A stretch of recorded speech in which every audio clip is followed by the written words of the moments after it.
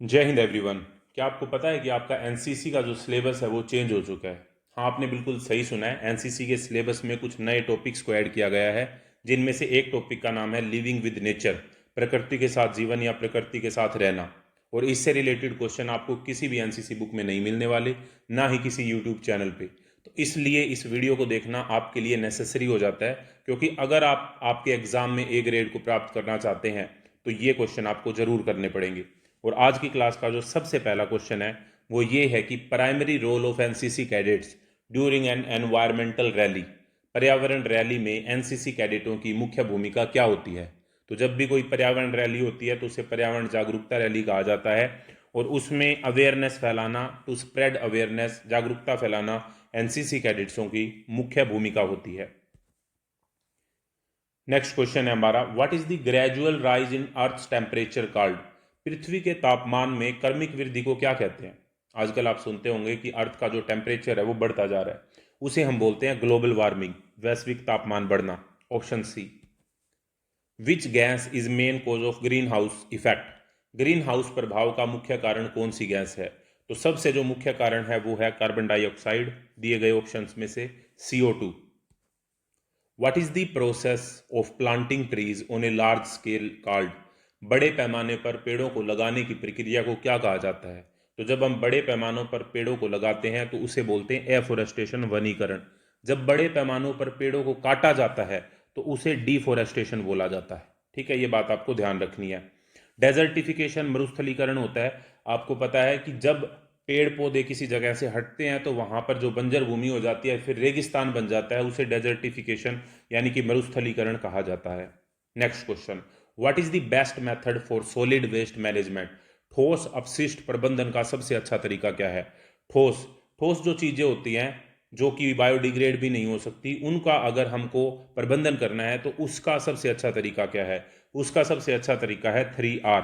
3R को हम कहते हैं, एक आर का मतलब होता है रिड्यूस यानी कि यूज को कम करना, रीयूज जो यूज किया है उसको दोबारा से यूज करना, और अगर दोबारा से यूज नहीं कर सकते तो उसको उससे कुछ नया मटेरियल बनाना यानी कि उसको रिसाइकल करना।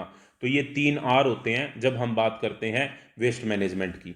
Next question, what is ecology? पारिस्थितिकी क्या है? तो study of living organism and environment, पर्यावरण का और जीवित जीवों का जो अध्ययन होता है साथ में, कि वो किस तरीके से पर्यावरण में रह रहे हैं, उसे हम इकोलॉजी यानी कि पारिस्थितिकी कहते हैं। Which layer protects the earth from harmful UV rays? कौन सी परत पृथ्वी को हानिकारक यूवी किरणों से बचाती है? तो यूवी का मतलब होता है यहाँ पे अल्ट्रावायलेट रेज, और अल्ट्रावायलेट रेज से हमें बचाती है ओजोन परत। ओजोन लेयर होती है वायुमंडल में, और वो हमें बचाती है, ओजोन को हम रिप्रेजेंट करते हैं O3 से। Next question, name one activity conducted by NCC cadets for the environment. पर्यावरण के लिए एनसीसी कैडेटों द्वारा की जाने वाली एक गतिविधि बताएं। तो पर्यावरण के लिए एनसीसी कैडेट जो करते हैं वो करते हैं ट्री प्लांटेशन यानी कि वृक्षारोपण। नेक्स्ट क्वेश्चन हमारा यहाँ पे है कि what is the major cause of water pollution? जल प्रदूषण का मुख्य कारण क्या है? तो जल प्रदूषण का जो सबसे मुख्य कारण है वो है इंडस्ट्रियल वेस्ट यानी कि औद्योगिक अपशिष्ट। फैक्ट्रियों से निकलने वाला जो भी अपशिष्ट पदार्थ होते हैं उनको बिना रिफाइंड किए जब नदियों में डाल दिया जाता है तो उससे सबसे ज्यादा जल प्रदूषण होता है। What is the main purpose of स्वच्छ भारत अभियान? स्वच्छ भारत अभियान का मुख्य उद्देश्य क्या है?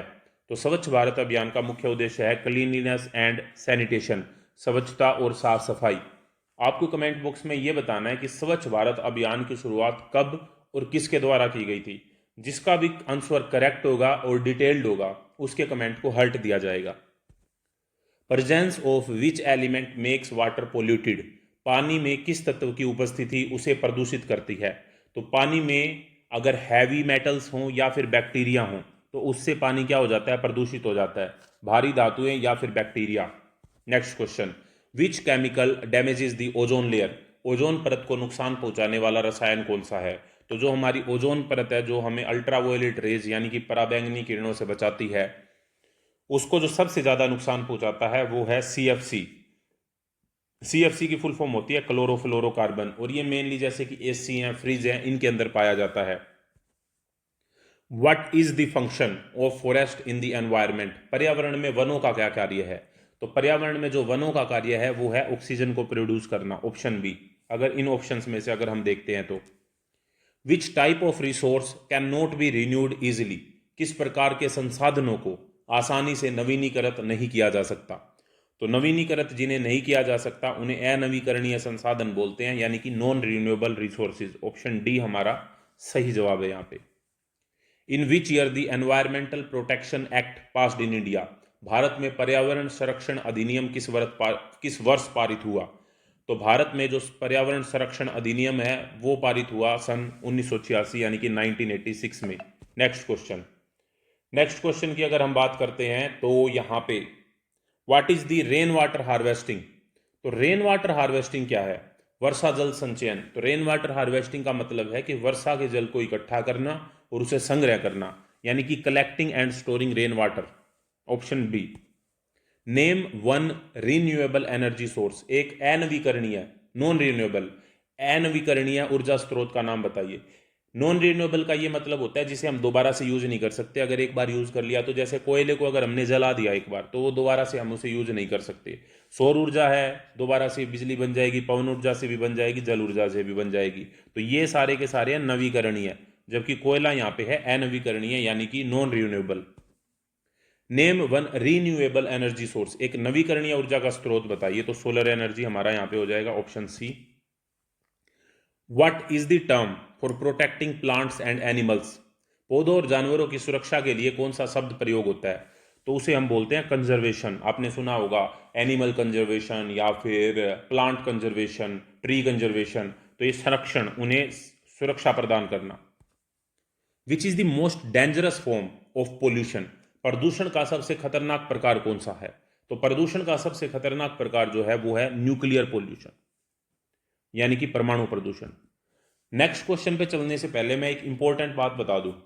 देखो, मेरा मानना यह है कि अगर आपको तैयारी करनी है और अगर आपको एनसीसी के एग्जाम में ए ग्रेड लेनी है तो आपके रिसोर्सेज तो होने चाहिए कम और आपकी रिवीजन होनी चाहिए मल्टीपल।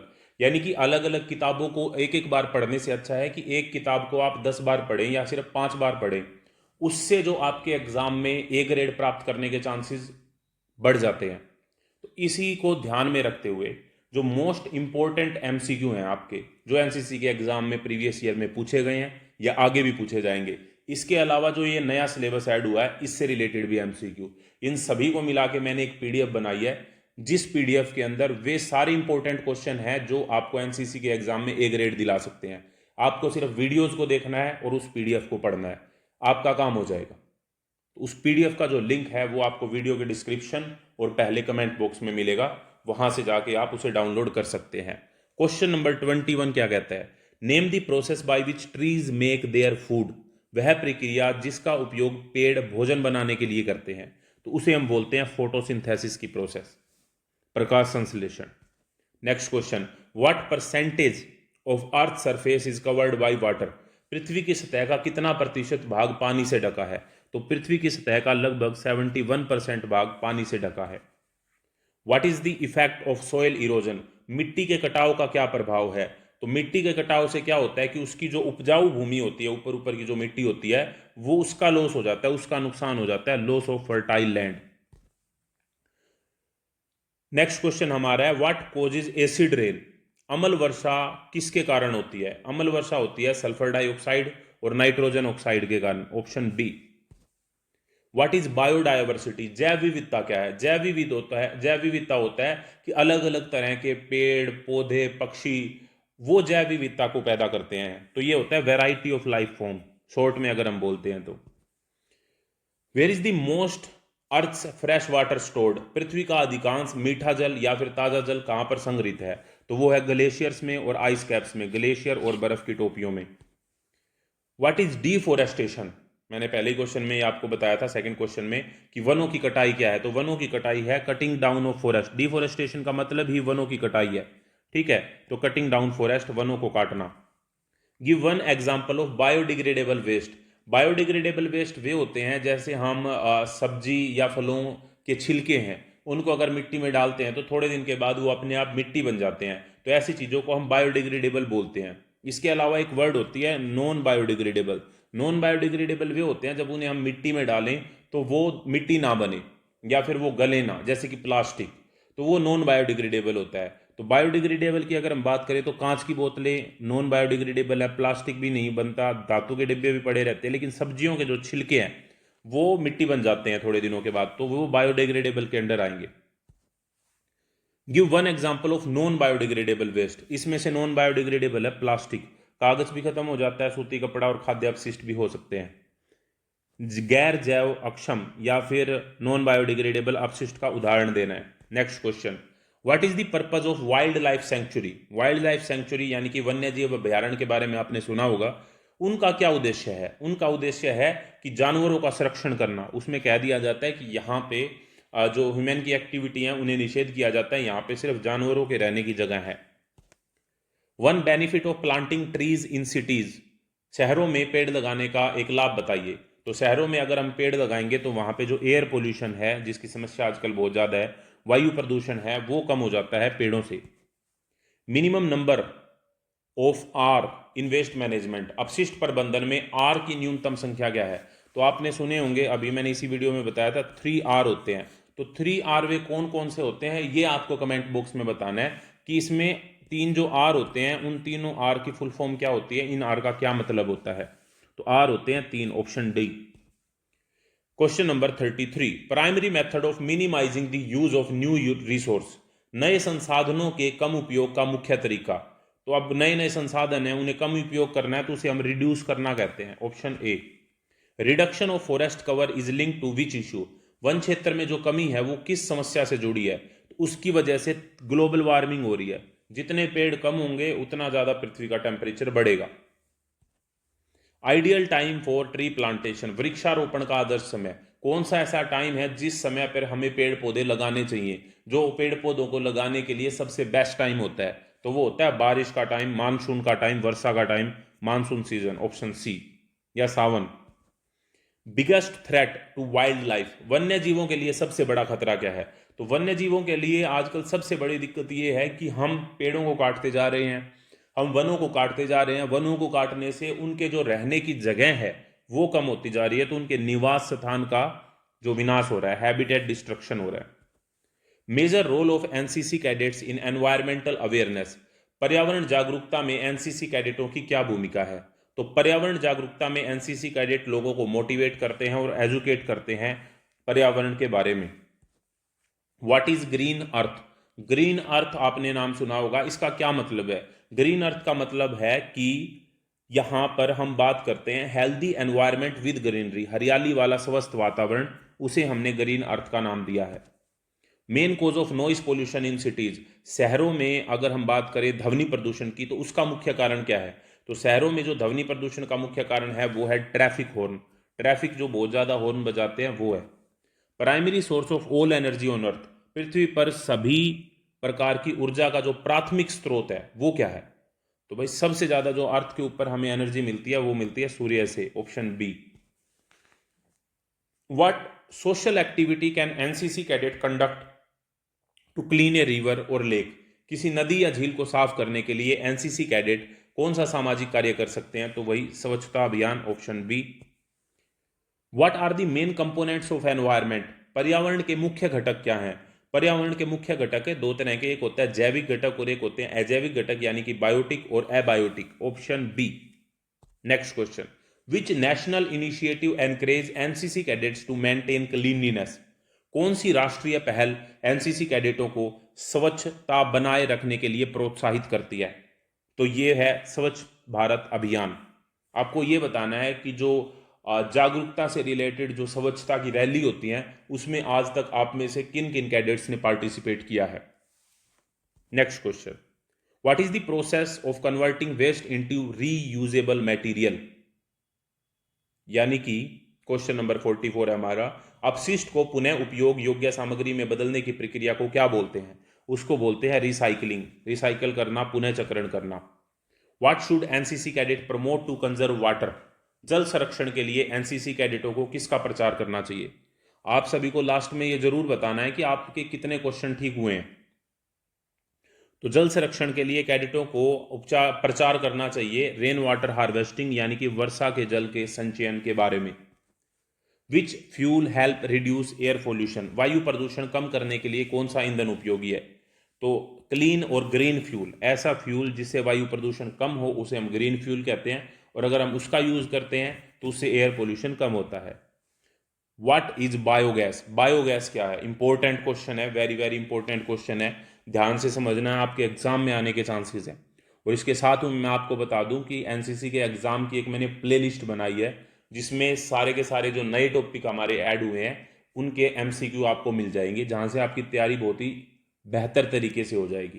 तो उसका लिंक भी आपको वीडियो के डिस्क्रिप्शन और पहले कमेंट बॉक्स में मिल जाएगा, वहां से जाके आप सारी वीडियोज को देखें और अपने एनसीसी के एग्जाम में ए ग्रेड प्राप्त करें।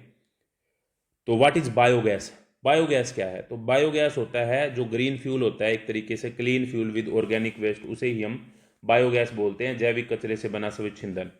One air pollutant emitted by industry, उद्योगों से निकलने वाला एक प्रदूषक। तो उद्योगों से निकलने वाला एक प्रदूषक है sulphur dioxide, SO2। What should be used instead of plastic bag, plastic bag यानी कि जो पॉलिथीन हम लेके जाते हैं, जो पॉलिथीन की थैली हम लेके जाते हैं, उसकी जगह क्या लेके जाना चाहिए? उसकी जगह हमें कपड़े या फिर जूट का बैग लेके जाना चाहिए, जूट का थैला लेके जाना चाहिए।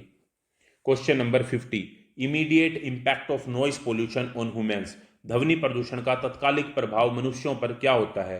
तो ध्वनि प्रदूषण का जो तत्कालिक प्रभाव होता है उससे जो सुनने की क्षमता है उसका ह्रास हो जाता है, हियरिंग लॉस होता है इंसानों में। तो आपको कमेंट बॉक्स में ये जरूर बताना है कि आपको आज की जो ये क्लास है वो कैसी लगी, नेक्स्ट कौन से टॉपिक के ऊपर आपको वीडियो चाहिए है, तो उसी के ऊपर आपकी वीडियो आएगी। और इसी तरह की और वीडियो के लिए जुड़े रहिए प्राउड एनसीसी यूट्यूब चैनल के साथ। नेक्स्ट वीडियो तक जय हिंद, जय Bharat, thank you very much.